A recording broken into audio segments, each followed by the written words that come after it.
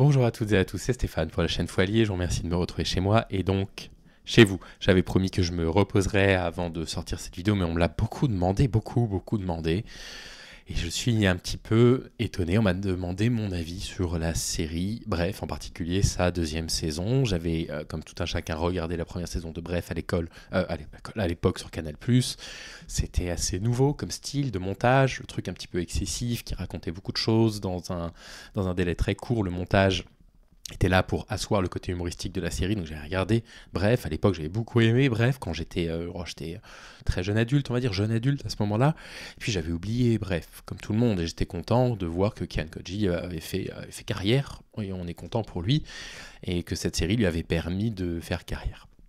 Puis il y a cette saison 2 qui est sortie, où tout le monde m'a dit que c'était extraordinaire, qu'il fallait que je regarde, et puis surtout, il y a beaucoup de personnes qui m'ont dit c'est une série profondément féministe, et d'autres qui m'ont dit ça m'a énervé, j'ai trouvé ça pas du tout féministe. Qu'est-ce que tu en penses? Alors, je vais vous dire très exactement ce que j'en pense. La première des choses que je voudrais dire, c'est que pour répondre correctement à cette question, il faudrait prendre le temps. Il faudrait prendre le temps d'écrire quelque chose, il faudrait prendre le temps de monter et de retrouver les illustrations, vidéos, des passages de la série qui, du coup, illustreraient mes propos.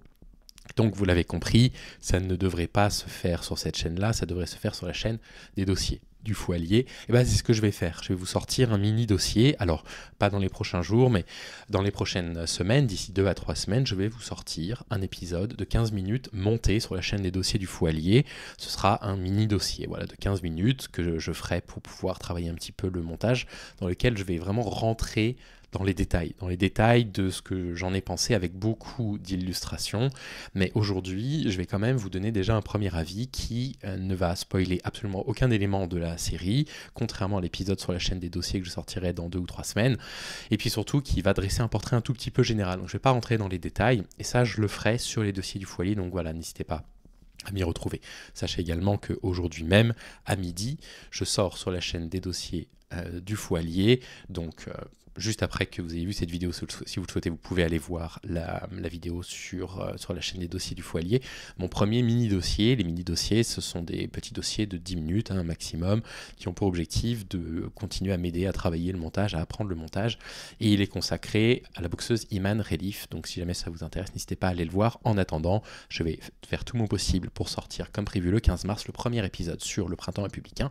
En réalité, le 3e épisode, mais les 2 premiers étaient des introductions, vous le savez, des épisodes qui ont été beaucoup visionnés, 50 000 fois au total, qui ont été très appréciés, et donc je vais tenter de tenir mes délais.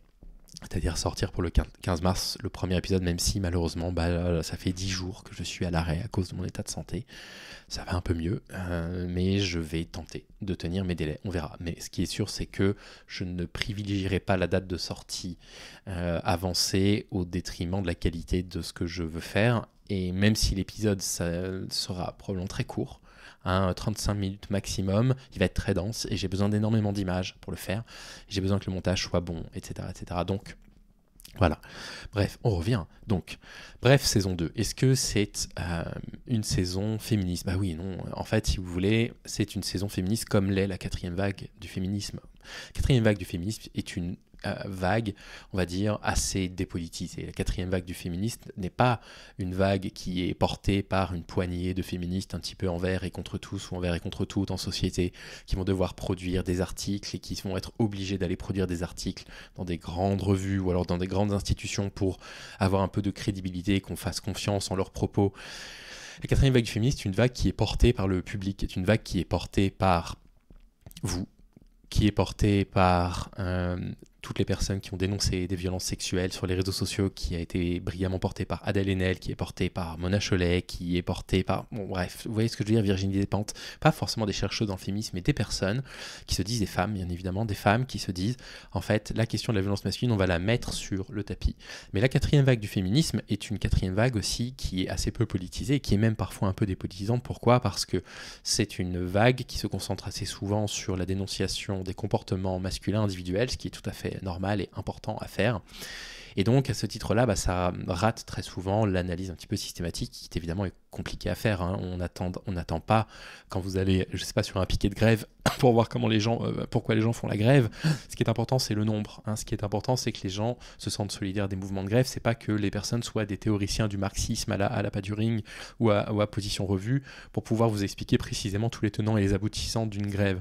Eh bien, c'est pour ça que dans des mouvements de grève, on entend parfois des médias qui donnent la parole à des personnes qui n'ont pas grand-chose à dire, si ce n'est on en a ras-le-bol, on veut plus de salaire. Oui, évidemment, ces discours-là, ils sont nécessaires, il faut les entendre.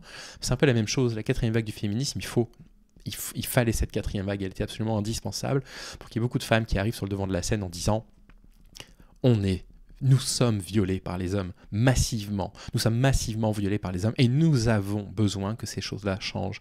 Et pour que ce mouvement se repolitise, il faut justement maintenant, et il y a certaines chercheuses évidemment qui le font, de la production intellectuelle, de la production littéraire, pour dire voilà précisément en fait les ressorts de la domination masculine qui ont été bien compris par les premières, deuxième et troisième vagues déjà du féminisme, et voilà maintenant ce qu'on doit mettre en place pour que ça cesse. Et donc à ce titre-là, Bref ressemble un petit peu à ça, c'est-à-dire que Bref raconte l'histoire d'un homme qui fait son autocritique. Très bien.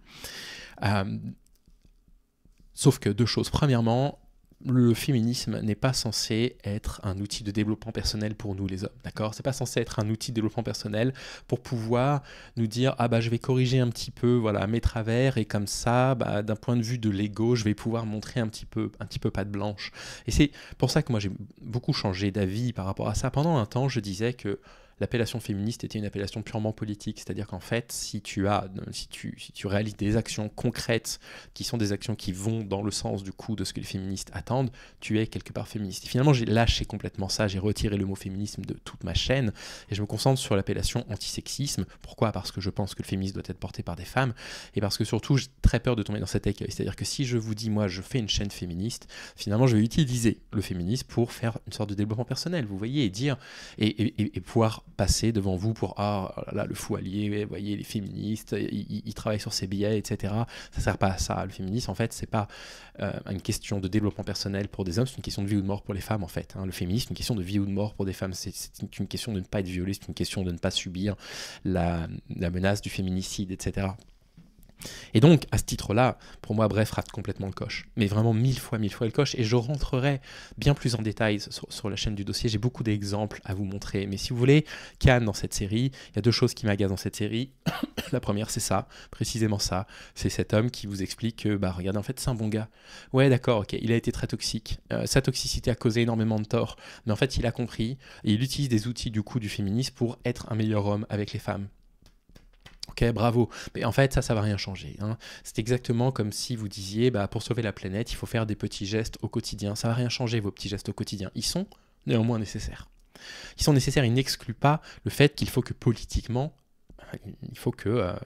je sais pas, tous les États du monde en fait s'y mettent à grande échelle. Il faut que l'écologie devienne une question politique avec du coup des solutions qui soient des solutions à grande échelle parce que c'est ça qui va sauver la planète. Mais ça n'exclut pas la nécessité pour nous de faire attention à notre façon de consommer, notre façon de polluer au quotidien, etc. Et en fait, c'est exactement pareil. La démarche de Bref 2 qui est de dire les mecs, si vous faisiez un peu votre introspection, oui d'accord, ok, pourquoi pas, bien sûr que c'est nécessaire, mais ce qui va potentiellement fonctionner, ça va être de militer pour des politiques progressistes et ça va être surtout de faire comprendre aux gens de la nécessité de prendre la question d'un point de vue systématique et certainement pas d'un point de vue individuel. Et à ce titre-là, Kian ira totalement le coche. C'est-à-dire que non seulement il ne s'interroge que quelque part que sur ses propres biais, mais il ne s'interroge jamais sur ce qui fait, en fait, qui s'est retrouvé dans ces positions de domination avec des femmes et qui les a heurtées. Et ceux qui produit ça, c'est les boys clubs. Ce qui produit ça, c'est la violence de ses amis dans la série sur laquelle il ne revient jamais. Vraiment à aucun moment. C'est-à-dire, mais il ne revient pas dessus, pas parce qu'il ne veut pas revenir dessus, parce qu'il ne le voit pas.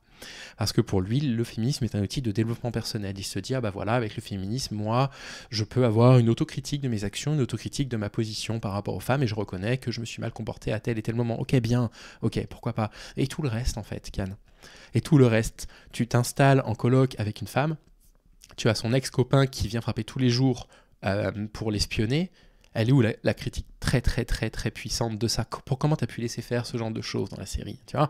Et ça, pour moi, le gros problème de Bref. Alors si vous voulez, d'un côté, on a envie de ne pas casser les forces d'agir, c'est-à-dire, pourquoi je vous dis ça? Je vous dis ça parce que on aimerait bien en fait que toutes les séries aient à minima ce discours-là, un minimum. Mais le truc, c'est que, comme l'a très bien dit Yéna, et je la salue, on a tellement été habitué à rien, en fait, en termes de réflexion progressiste, en termes de réflexion contre le sexisme, en termes de réflexion féministe, on a tellement été habitué à rien que quand on voit Bref 2, on se dit, ah, quand même, on va pas le vexer, Kian, quoi. Tu vois, c'est déjà pas mal, on devrait pas le vexer, mais c'est parce qu'on a été habitué à un degré zéro, finalement, de réflexion sur la violence masculine et la domination masculine.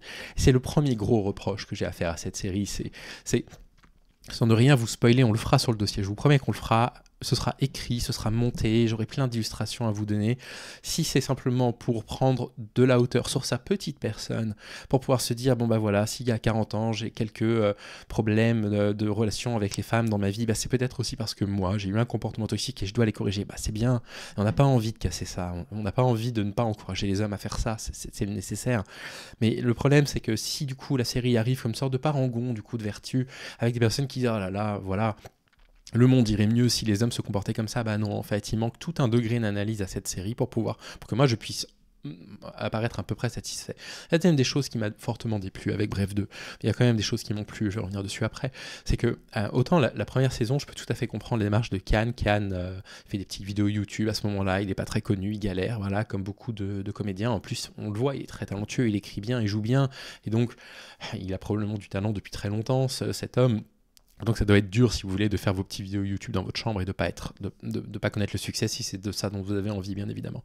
Et si vous voulez, donc cette première saison de Bref qui raconte du coup les pérégrinations d'un type qui se voit un petit peu comme un loser et qui essaie d'avoir une autocritique sur sa vie, me parle beaucoup, un petit peu comme les premiers albums d'Orelsan me parlaient d'un loser qui fait ses morceaux de texte de rap, qui est un peu bourgeois dans sa chambre, machin, et qui comprend qu'il n'est pas trop à sa place, pourquoi pas, moi...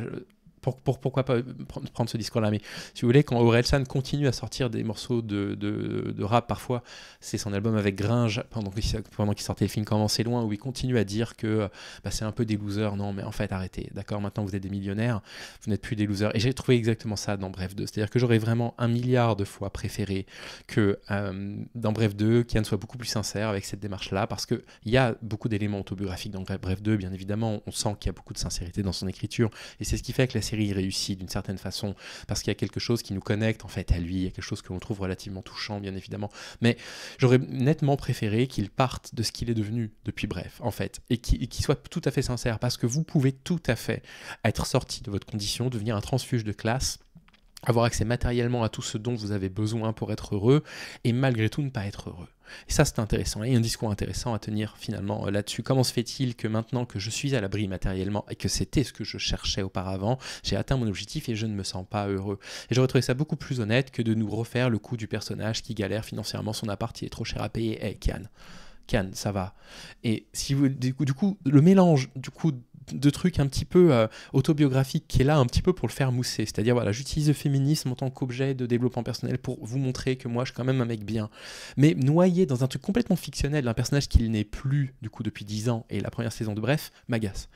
Et parce que du coup je trouve que cette frontière devient illisible. Dans la première saison, la frontière, évidemment, la frontière entre la fiction, il y avait une frontière dans la saison 1 aussi entre la fiction et la réalité, bien évidemment, c'est pas que autobiographique, bref, c'est pas ce que je voulais vous dire, mais simplement cette frontière, elle était tellement fine du coup dans la première saison, moi j'étais complètement en empathie avec lui. Cette deuxième saison, pour moi, cette frontière devient grossière, c'est-à-dire que je reconnais probablement des éléments autobiographiques que Can a mis dans cette série, à l'évidence, en plus il le dit qu'il a mis beaucoup d'éléments autobiographiques, donc je le crois, sauf que c'est tellement noyé dans un truc de fiction, ce personnage qui est un loser, qui ne réussit pas et qui est pauvre, non, ça va pas. Parce que là, du coup, je trouve que ça devient artificiel. La démarche devient artificielle et pour moi, du coup, elle souligne encore plus le côté un peu hypocrite de vouloir faire cet examen de conscience un petit peu féministe, vous voyez, enfin, féministe quatrième vague, comme les hommes comprennent le féminisme pendant la quatrième vague, en mode, oui, regardez, en plus, je réfléchis sur moi-même, je me rends compte que j'ai fait du mal à des femmes et c'est pas bien, il faut que je change, et ça m'agace.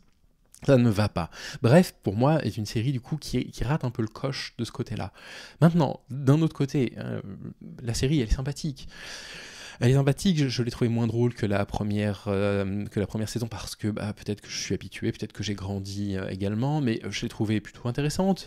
Elle aborde certains sujets qui sont toujours des sujets d'actualité, en particulier, sans le nommer, la crise de la solitude que subissent les personnes aujourd'hui qui préfèrent être mal accompagnées plutôt que se retrouver un petit peu seules et qui nous fait prendre de mauvaises décisions dans notre vie et qui fait qu'on est obligé de jouer des personnages quand on est en couple parce que on est avec des personnes qui ne nous correspondent pas du tout ou en tout cas qui nous font plus que ça, qui nous font du mal mutuellement parce que ne pas se correspondre c'est tout à fait normal. Quand on vit avec quelqu'un, on vit avec une altérité. On n'est jamais identique. Voilà, tout ça, c'est plutôt intéressant. Je trouve que voilà, la réalisation est plutôt intéressante et encore une fois, elle met en valeur ce qu'il a à dire. Il y a des moments qui sont beaucoup plus posés, il y a des moments avec des plans fixes, un petit peu larges. On voit le personnage un peu noyé dans son environnement qui prend le temps et puis après, on a ces trucs de bref, que vous connaissez par cœur, qui est devenu un gimmick, même un cliché maintenant sur Internet pour remettre un petit peu de rythme. Donc, il y a des choses quand même voilà, intéressantes.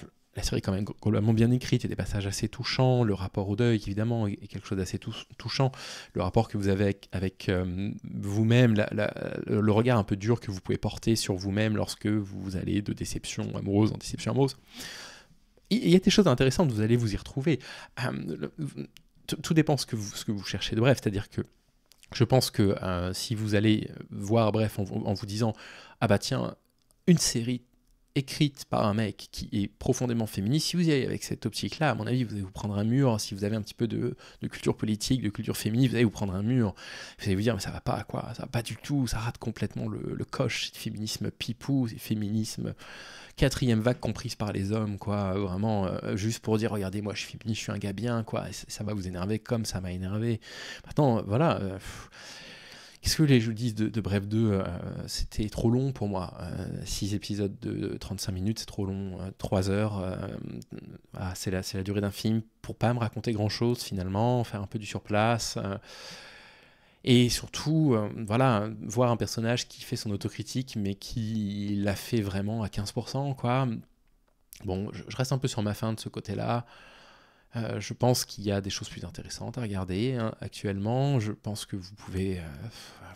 écoutez, c'est vous qui savez. De toute façon, moi, je ne suis pas critique ciné, donc je ne suis pas là pour vous dire de regarder la série ou pas. Mais voilà pourquoi moi, je suis resté sur ma faim. J'ai trouvé la série sympathique. Voilà, c'était sympathique. Je n'ai absolument pas trouvé ça génial. J'ai beaucoup de mal à comprendre cet engouement incroyable qu'il y a eu autour de cette deuxième saison. Et surtout, je n'ai pas trouvé ça très progressiste. Voilà, j'ai même trouvé ça globalement conservateur. Certes, évidemment, il y a cette volonté, on le voit de Khan, une vraie volonté de se dire bon bah voilà, je vais essayer d'être un gars bien et c'est bien, c'est une bonne chose. Cette incapacité totale en fait à prendre un petit peu de hauteur sur en fait la raison pour laquelle on en arrive là, nous les hommes, à nous comporter de telle façon avec les femmes, à reproduire tel comportement toxique avec les femmes. Il n'y a rien. Il n'y a pas un degré d'analyse. Et pourtant, il y a énormément de choses problématiques dans la série que l'on voit, qui sont présentées un petit peu comme des choses normales. Typiquement, en fait, il n'y a pas de femmes dans cette série. Alors, on va me dire, s'il y a des femmes, non, il n'y a pas de femmes. C'est pas vrai, il n'y a pas de femmes dans Bref 2. Il y a la coloc 2, il y a la copine 2, il y a la mère 2. Voilà. Il y a beaucoup de personnages masculins qui ont du coup des arcs personnels. Et ben les femmes en fait c'est la coloc qui est encore un petit peu amoureuse, c'est son ex-copine, voilà, elles sont toujours caractérisées par rapport à des hommes, c'est très difficile de les caractériser individuellement. Bon, on reviendra dessus sur la chaîne des dossiers du Foilier prochainement. En attendant, si jamais ça vous intéresse, donc dans 1 heure à midi, la vidéo, le premier mini dossier qui dure 9 minutes 50 sur Iman Relief sort sur la chaîne des dossiers du Foilier. Je vais petit à petit me remettre au montage pour essayer de tenir les délais et sortir le 15 mars la troisième vidéo sur le printemps républicain sur la chaîne des dossiers qui sera donc le premier chapitre après les 2 introductions qui j'espère va vous plaire. C'est une vidéo difficile à faire parce qu'il y a une quantité absolument folle de montage, vous allez assez peu m'entendre. Voilà, moi j'ai très peu de texte à dire mais vous verrez comment j'articule un petit peu tout ça. C'est un épisode que j'ai intitulé La naissance d'une pieuvre.